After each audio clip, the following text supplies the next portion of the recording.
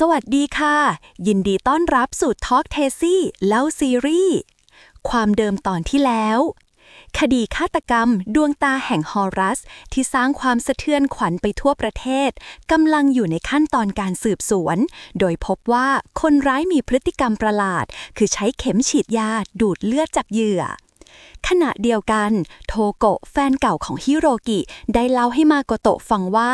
ฮิโรกิมักมีนิสัยแปลกๆชอบเจาะเลือดเล่นและเคยถึงขั้นขอเลือดจากเธอโดยตรงเรื่องนี้ทำให้มาโกโตะเริ่มเชื่อมโยงพฤติกรรมของเขากับคดีฆาตกรรมดังกล่าวเธอเริ่มสงสัยว่าฮิโรกิอาจมีส่วนรู้เห็นหรือแม้แต่สมรู้ร่วมคิดกับพ่อของเขาเองความจริงที่เปิดเผยนี้ทำให้มาโกโตะรู้สึกเหมือนถูกหลอกมาตลอดความกลัวและความสับสนเริ่มก่อตัวขึ้นในใจแม้เธอจะรู้ดีว่าความสัมพันธ์นี้อาจนำพาไปสู่หายนะแต่หัวใจของเธอกลับยังไม่สามารถตัดขาดจากเขาได้เลยในอีกด้านหนึ่งโอวาดะที่กำลังสืบหาข้อมูลเกี่ยวกับคดีได้เริ่มพบเบาะแสใหม่บางอย่างเธอเริ่มมั่นใจว่าฆาตกรตัวจริงอาจไม่ใช่ชิทาระคันจิอย่างที่ทุกคนเชื่อและในคืนนั้นเองเธอกลับกลายเป็นเหยื่อรายต่อไปของคดีนี้เมื่อทีมพิสูจน์หลักฐานเดินทางมาถึงที่เกิดเหตุก็รีบเข้าตรวจสอบทันทีโคมิเนะซึ่งเป็นหนึ่งในทีมสืบสวนรีบมาที่จุดเกิดเหตุเช่นกันแต่สิ่งที่เห็นตรงหน้าทำให้เขาแทบเสียสติหลังจากตั้งสติได้ไม่นานอาโออิเดินเข้ามาหาโคมิเนะเธอฟังเขาพูดด้วยน้ำเสียงสั่นเครือว่าก่อนหน้านี้เขาเพิ่งคุยกับโอวาดะและเธอยังชวนเขาไปดื่มอยู่เลยใครจะคิดว่านั่นจะเป็นการพูดคุยกันครั้งสุดท้ายอาโออิเองก็เผยว่าเธอเพิ่งได้คุยกับโอวาดะเช่นกันและดูเหมือนว่าโอวาดะกำลังสืบเรื่องบางอย่างอยู่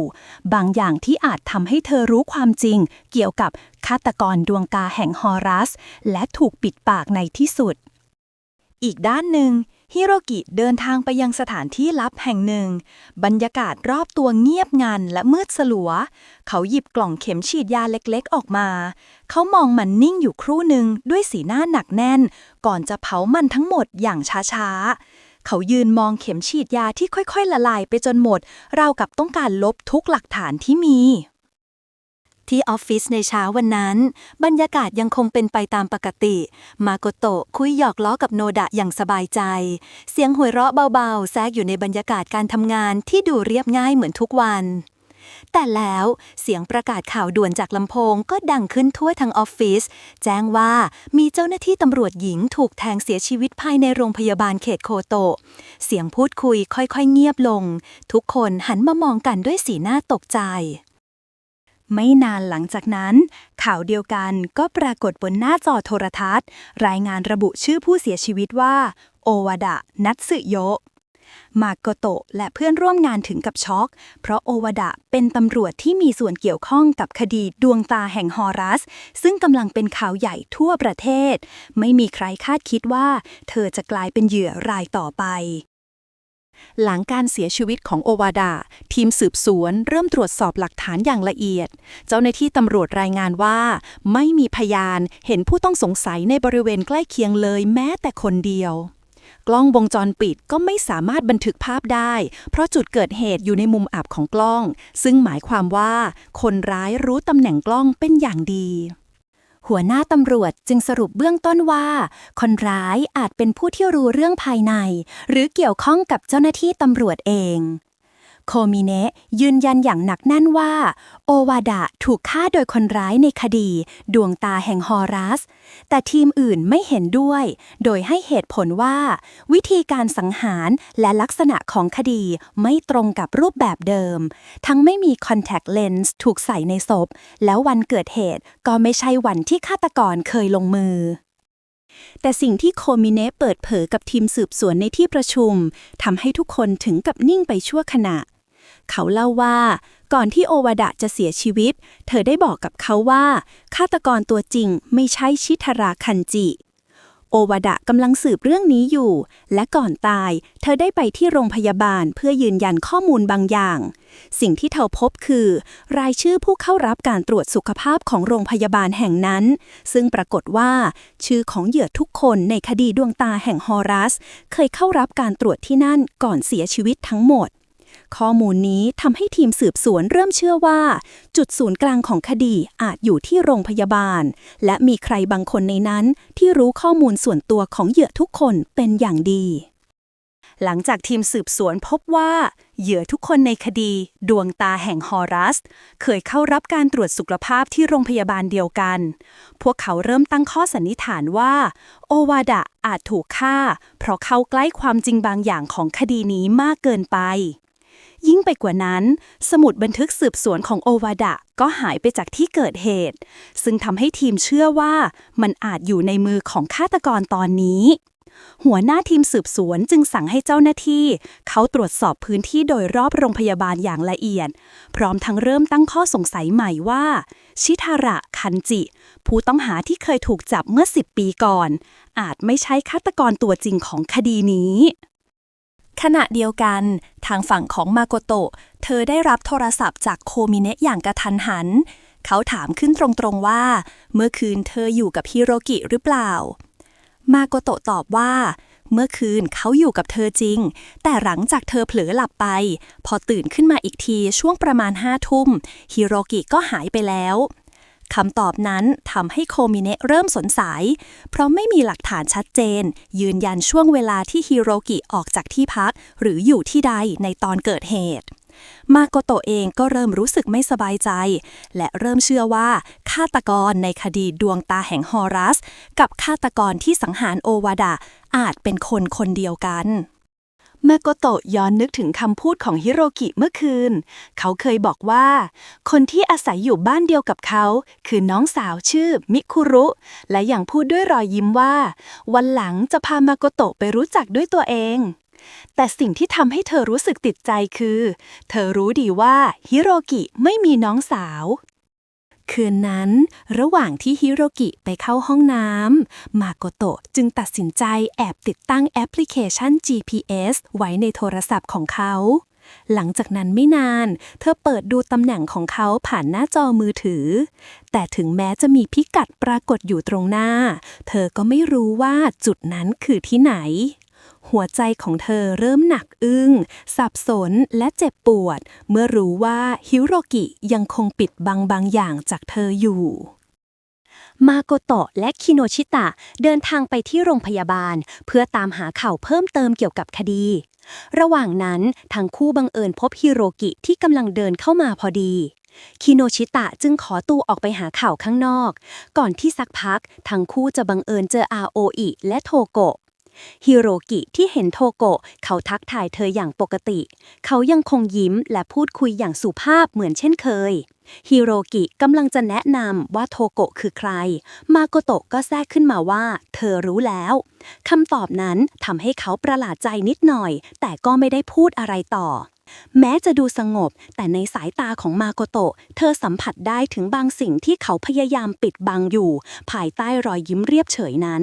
ความลับที่ทุกคนรับรู้แต่ไม่มีใครกล้าเอ่ยออกมาระหว่างทางกลับบ้านมาโกโตะตัดสินใจพูดตรงๆกับฮิโรกิว่าโคมิเนะเคยบอกเธอว่าในทะเบียนบ้านของเขาไม่มีรายชื่อพี่น้องอยู่คำพูดนั้นทำให้ฮิโรกินิ่งไปชั่วครู่ก่อนจะเอ่ยชวนเธอไปที่บ้านของเขาพร้อมบอกว่าจะอธิบายทุกอย่างให้ฟังด้วยตัวเอง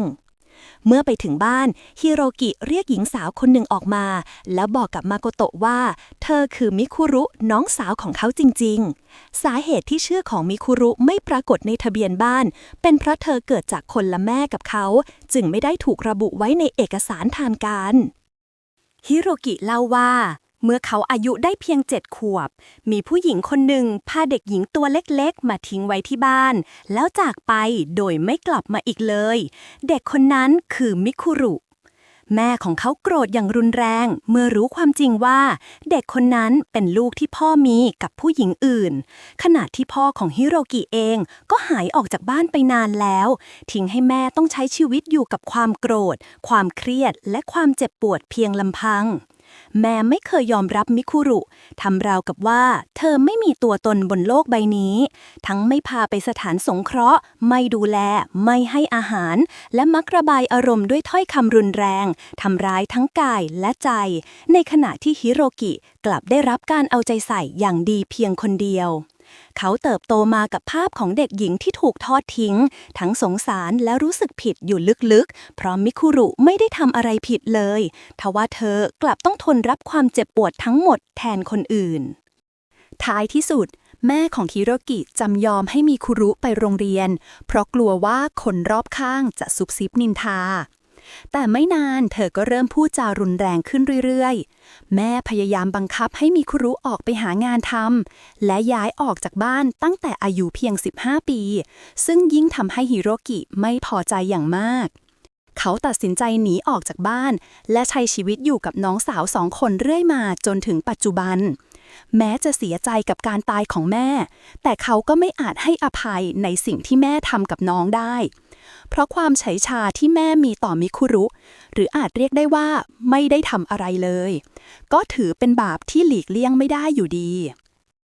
มาโกโตะที่ได้ยินเรื่องราวทั้งหมดก็เริ่มเข้าใจและกล่าวขอโทษที่เคยระแวงพวกเขาก่อนหน้านี้มิคุรุเล่าต่อว่าในชีวิตของเธอมีเพียงฮิโรกิคนเดียวเขาทำงานพาร์ทไทม์ตั้งแต่ยังเรียนเพื่อหาเงินส่งเธอเรียนจนจบและเป็นคนเดียวที่คอยปกป้องเธอมาตลอดเธอยอมรับว่าแค่กลัวว่าสิ่งที่สร้างมาด้วยกันจะพังลงหากมีใครเข้ามาแตะต้องชีวิตของพวกเขาฮิโรกิที่สังเกตเห็นว่าในแววตาของมาโกโตะยังมีบางอย่างค้างคาใจจึงบอกให้เธอถามออกมาตรงๆเขาจะตอบทุกอย่างโดยไม่ปิดบังมาโกโตะรวบรวมความกล้าแล้วถามถึงเรื่องที่หลายคนสงสัยว่าเขาอาจมีส่วนเกี่ยวข้องกับคดีดวงตาแห่งฮอรัสซึ่งฆาตกรมีพฤติกรรมหมกมุ่นกับเลือดและเธอเพิ่งรู้จากโทโกะว่าเขาเคยฝึกเจาะเลือดด้วยตนเองฮิโรกิฟังอย่างนิ่งสงบเขาตอบด้วยน้ำเสียงมั่นคงและไม่หลบสายตาบอกว่าเขาเพียงแค่อยากรู้อยากเห็นก็เท่านั้นไม่มีเหตุผลหรือความหมายพิเศษอะไรเลยมาโกโตะยังคงถามต่อถึงเรื่องในอดีตตอนที่ฮิโรกิทำงานเป็นโฮสต์และมีข่าวลือว่าเขาเคยขอเลือดจากลูกค้าหญิงบางคนฮิโรกิยอมรับตรงๆว่าเรื่องนั้นเป็นความจริงแต่เขาทำไปเพราะตั้งใจจะทำให้พวกเธอตกใจเขาอธิบายว่าลูกค้าหลายคนมักคิดว่าแค่จ่ายเงินก็สามารถควบคุมเขาได้จึงอยากทำให้พวกเธอรู้ว่าเขาไม่ใช่ของเล่นของใครแม้จะรู้ดีว่าสิ่งที่ทำมันแย่มากแต่เขาก็ยอมรับอย่างไม่ปฏิเสธว่าเป็นการกระทำที่ตั้งใจเองทั้งหมดมาโกโตะนิ่งไปครู่หนึ่งก่อนจะถามต่อว่าเขายังติดต่อกับพ่ออยู่หรือไม่ฮิโรกิสายหน้าแล้วตอบว่าไม่ได้ติดต่อกันอีกเลยตั้งแต่คดีเมื่อ10 ปีก่อนเขาเคยเจอพ่อเพียง3 ครั้งและทุกครั้งรู้สึกเหมือนเจอกับคนแปลกหน้าหลังจากที่พ่อพ้นโทษก็หายตัวไปโดยไม่ทิ้งร่องรอยแต่สิ่งที่ทำให้เขายังสับสนมาจนถึงตอนนี้คือไม่นานมานี้พ่อกลับมาหาเขาเองหลังจากที่เขาเริ่มพยายามตามหาพ่ออีกครั้ง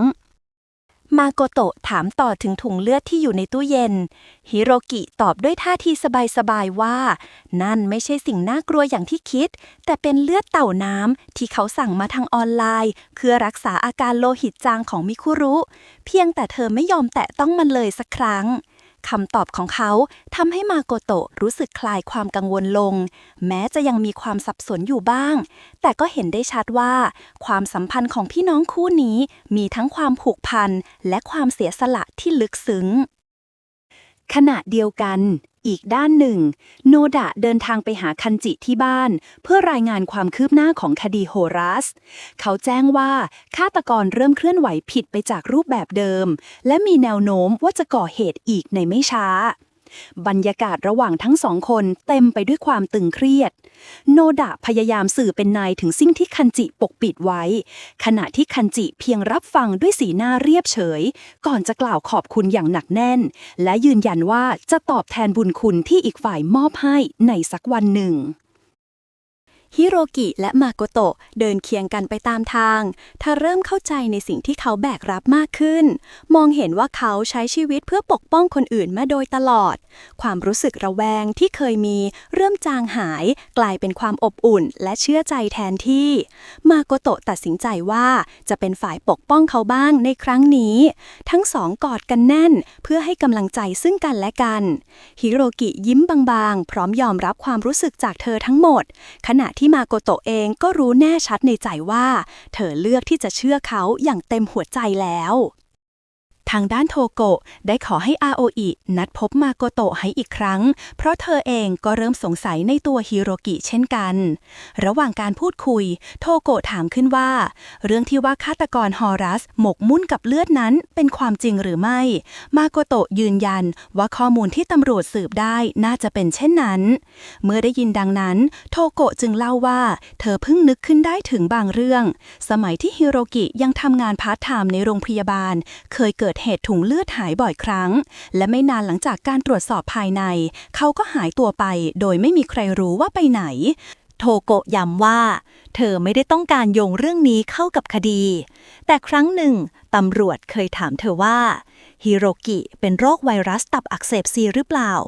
หากเป็นจริงก็อาจมีความเป็นไปได้ว่าเขาแอบขโมยเลือดไว้ใช้กับตัวเองแม้จะรู้ว่าการถ่ายเลือดไม่สามารถรักษาโรคนี้ได้ก็ตามแต่ด้วยความที่เขาหมกมุ่นกับการเจาะเลือดจนเกินปกติทำให้เธออดคิดไม่ได้ว่าเขาเป็นคนที่น่าสงสัยที่สุดอาโออิเสริมขึ้นว่าเธอเคยเห็นฮิโรกิมาที่โรงพยาบาลหลายครั้งในแผนกตรวจสุขภาพโดยแต่งตัวปกปิดตัวเองด้วยหมวกและแว่นตาอย่างมิดชิดซึ่งดูผิดปกติอย่างเห็นได้ชัดคำพูดเหล่านั้นทำให้มาโกโตะเริ่มหวั่นไหวอีกครั้งความสงสัยที่เพิ่งคลี่คลายกลับก่อตัวขึ้นใหม่ก่อนจบการสนทนาเธอขอร้องให้โทโกะและอาโออิเก็บเรื่องทั้งหมดไว้เป็นความลับห้ามบอกใครโดยเด็ดขาดทว่าพวกเธอไม่รู้เลยว่าคิโนชิตะซึ่งอยู่ใกล้บริเวณนั้นได้ยินทุกคำพูดอย่างชัดเจนขณะเดียวกันทีมสืบสวนกำลังวิเคราะห์รูปแบบของฆาตกรในคดีดวงตาแห่งฮอรัสโดยสรุปว่าคนร้ายมีความหมกมุ่นกับเลือดของผู้ที่มีสุขภาพดีและมักเก็บเลือดของเหยื่อไว้ก่อนลงมือฆ่าเสมอซึ่งแสดงให้เห็นถึงแรงจูงใจที่ซับซ้อนและบิดเบี้ยวเกินกว่าจะเป็นการฆาตกรรมทั่วไประหว่างนั้นอิซึกิที่ทำอาหารมาส่งยังสถานีตำรวจเผลอคิดถึงโอวดะขึ้นมาอีกครั้งภาพความทรงจำระหว่างเขากับเธอในอดีตยังคงชัดเจนในใจ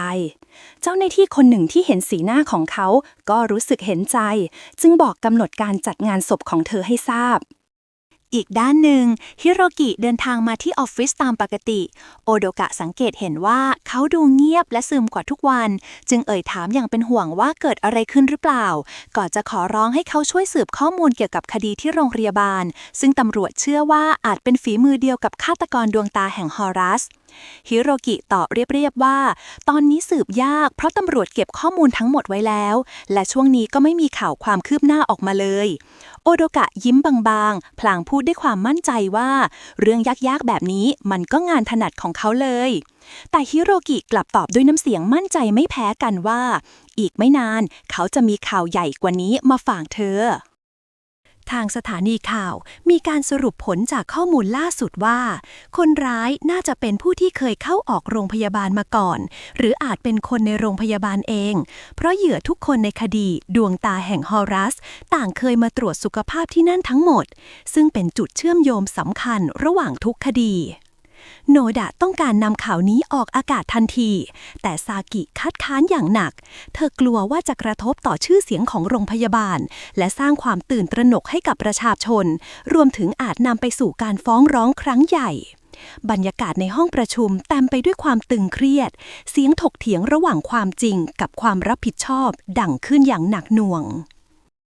หลังการประชุมโนดะเรียกมาโกโตะเข้าไปคุยส่วนตัวในห้องทำงานคิโนชิตะยืนรออยู่ก่อนแล้วสีหน้าเคร่งเครียดราวกับรู้ว่ากำลังจะเกิดอะไรขึ้นโนดะเปิดประเด็นทันทีเขาต้องการให้มาโกโตะรายงานทุกอย่างที่เกี่ยวข้องระหว่างฮิโรกิกับคดีฆาตกรรมดวงตาแห่งฮอรัสมาโกโตะนิ่งงันก่อนจะหันไปมองคิโนชิตะ และในวินาทีนั้นเองเธอก็เข้าใจทุกอย่างเขาคือคนที่บอกเรื่องทั้งหมดให้โนดะรู้โนดะย้ำชัดว่าเขาเป็นคนสั่งให้คิโนชิตะจับตาเธอมาตลอดเพื่อดูว่าเธอกำลังซ่อนอะไรไว้โนดะมองมาโกโตะด้วยแววตาเย็นชาก่อนจะพูดด้วยน้ำเสียงหนักแน่นว่าทั้งเขาและเธอต่างก็เป็นสื่อมวลชนที่เคยเหยียบย่ำชีวิตคนอื่นมาไม่รู้กี่ครั้งแต่เมื่อเรื่องมาถึงคนใกล้ตัวกลับเลือกที่จะเงียบทั้งที่ควรเป็นฝ่ายเปิดเผยความจริงพฤติกรรมแบบนี้ไม่ต่างจากสื่อเลือกข้างที่ปกป้องผลประโยชน์ของตัวเองมาโกโตะพยายามอธิบายว่าตอนนี้ยังไม่มีหลักฐานที่แน่ชัดและสิ่งที่ได้ยินมาก็เป็นเพียงข้อสงสัยของผู้หญิงอีกคนเท่านั้นยังไม่อาจนำมาเผยแพร่ได้แต่โนดะกลับย้ำอย่างเย็นชาเขาเตือนให้เธอนึกถึงคำพูดของตัวเองที่เคยประกาศไว้อย่างภาคภูมิว่าอยากยืนอยู่ข้างเหยื่ออยากเป็นสื่อที่ยุติธรรมและทำในสิ่งที่ถูกต้องทว่าตอนนี้สิ่งที่เธอทำกลับตรงกันข้ามโนดะมองเธอครั้งสุดท้ายก่อนประกาศอย่างชัดเจนว่าตั้งแต่นี้ไปเธอถูกปลดจากตำแหน่งหัวหน้าทีมข่าวแล้วเดินจากไปโดยไม่หันกลับมาอีกภายในห้องที่เหลือเพียงความเงียบคิโนชิตะยังคงยืนอยู่ก่อนเอ่ยคำขอโทษที่แทบไม่มีเสียงมาโกโตะเพียงสายหน้าเบาๆแล้วบอกว่าไม่เป็นไรเพราะรู้ดีว่านี่ไม่ใช่ความผิดของเขาเมื่อมาโกโตะกลับมาถึงบ้านเธอพบว่าอาโออิยืนรออยู่แล้วสีหน้าของอีกฝ่ายเต็มไปด้วยความเครียดและความกังวลทั้งสองเข้ามาในห้องบรรยากาศเต็มไปด้วยความอึดอัดที่ยากจะอธิบายอาโออิเปิดประเด็นขึ้นมาก่อนเธอต้องการเตือนเพื่อนถึงความผิดปกติของฮิโรกิความสงสัยที่เพิ่มขึ้นเรื่อยๆทำให้เธอไม่อาจนิ่งเฉยได้อีกต่อไปแต่มาโกโตะกลับยืนยันว่าเธอเชื่อใจเขาและพยายามอธิบายว่าเรื่องทั้งหมดที่เกิดขึ้นในครอบครัวของเขามันซับซ้อนกว่าที่ใครจะเข้าใจอาโออิรู้สึกเจ็บปวดกับคำตอบนั้นเธอมองว่าเพื่อนกำลังปิดตาไม่ยอมรับความจริงทั้งที่สิ่งที่เกิดขึ้นรอบตัวเริ่มชัดเจนขึ้นทุกทีเธอพยายามอธิบายถึงความรู้สึกของคนรอบข้างทั้งเพื่อนร่วมงานตำรวจและโทโกะที่ต่างก็รู้สึกว่าฮิโรกิมีบางอย่างแปลกไปแต่กลับมีเพียงมาโกโตะเท่านั้นที่ยังเลือกจะเชื่อในสิ่งที่อยากเชื่อมาโกโตะยืนยันหนักแน่นว่าเธอจะเชื่อในสิ่งที่เห็นด้วยตาตัวเองมากกว่าคำพูดของใครที่ไม่ได้รู้จักเขาจริงๆอาโออิพูดอย่างน้อยใจว่าที่เธอพูดทั้งหมดก็เพราะเป็นห่วงในฐานะเพื่อนไม่ใช่คนอื่นที่ไหนแม้แต่คำพูดของเธอมาโกโตะก็ยังไม่ฟังเลยก่อนจะพูดด้วยความเสียใจว่ามาโกโตะมองเห็นเพียงฮิโรกิเท่านั้นมาโกโตะเงียบไม่ตอบอะไรอาโออิที่หมดแรงเถียงจึงเดินออกจากห้องปล่อยให้มาโกโตะร้องไห้อยู่ลำพังด้วยความเสียใจเสียงกลิ่งหน้าห้องดังขึ้นทำให้มาโกโตะที่กำลังจมอยู่ในความคิดสะดุ้งเธอรีบลุกขึ้นไปเปิดประตูและพบว่าฮิโรกิยืนอยู่ตรงหน้าเขามองเธอด้วยรอยยิ้มบางๆที่แฝงความอบอุ่นและความเป็นห่วงมาโกโตะโผล่เข้ากอดเขาทันทีก่อนจะเอ่ยขึ้นด้วยน้ำเสียงจริงจังว่าเธอมีเรื่องสำคัญบางอย่างอยากขอร้องให้เขาช่วยที่สถานีตำรวจอาโออิรีบตรงไปหาโคมิเนะด้วยท่าทีร้อนรนเธอบอกว่ามีเรื่องสำคัญเกี่ยวกับฮิโรกิที่ต้องพูดด้วยทันทีอีกด้านหนึ่งในงานศพของโอวาดะบรรยากาศเต็มไปด้วยความโศกเศร้าริคุลูกชายของเธอเดินเข้ามาหาโคมิเนะพร้อมยื่นนาฬิกาข้อมือของแม่ให้เขาบอกว่าแม่เคยพูดไว้เสมอว่าพอใส่นาฬิกาเรือนนี้สัญชาตญาณนักสืบจะเฉียบแหลมขึ้นทันทีและขอมอบมันให้เพื่อสืบต่อเจตนารมณ์ของแม่โคมิเนะรับนาฬิกามาเขากล่าวขอโทษเด็กหนุ่มด้วยความรู้สึกผิดที่ไม่อาจปกป้องเพื่อนร่วมงานอย่างโอวาดะได้พร้อมให้คำสัญญาว่าจะต้องจับคนร้ายมารับโทษให้ได้ริคุมองเขาอย่างหนักแน่นก่อนเอ่ยคำพูดสุดท้ายของแม่ที่ยังคงก้องอยู่ในใจแม่บอกว่าถ้าเลือกเป็นตำรวจต้องยอมรับความเสี่ยงได้เสมอ อิตสึกิเดินเข้ามาพอดีโคมิเนะแนะนำว่าเขาเป็นคนส่งอาหารที่สนิทกับโอวาดะเช่นกันบรรยากาศเต็มไปด้วยความเศร้าแต่แฝงด้วยความอบอุ่นอิตสึกิพูดถึงความทรงจำที่โอวาดะเคยบอกว่าหน้าตาเขาคล้ายลูกชายของเธอทำให้ทุกคนยิ้มทั้งน้ำตาก่อนที่เขาจะกล่าวว่าจะไม่มีวันลืมเธออย่างแน่นอนพิธีศพจบลงอย่างสมเกียรติและเต็มไปด้วยความอาลัยโนดะที่มาร่วมงานด้วยยืนมองอยู่ห่างๆก่อนจะกลับไปที่ออฟฟิศมาโกโตะรีบเข้าไปหาและยื่นกระดาษให้พร้อมบอกว่าเธอต้องการทำเรื่องนี้โนดะอ่านข้อความในกระดาษแล้วถามเธอว่าแน่ใจแล้วหรอว่าเธอจะทำเรื่องนี้จริงๆเมื่อเธอตอบรับเขาก็เพียงมองด้วยแววตาหนักใจมาโกโตะกำลังเตรียมตัวสำหรับการสัมภาษณ์สำคัญใบหน้าเธอดูเคร่งเครียดและจดจ่อกับสิ่งที่กำลังจะเกิดขึ้นขณะเดียวกันฮิโรกิที่บ้านกำลังจะออกไปแต่ถูกมิคุรุห้ามไว้ด้วยความเป็นห่วงเธอไม่อยากให้เขาไปที่นั่นฮิโรกิกลับยิ้มบางและตอบอย่างอ่อนโยนว่าไม่ต้องห่วงเขาจะไม่พูดเรื่องนั้นออกไปแน่นอน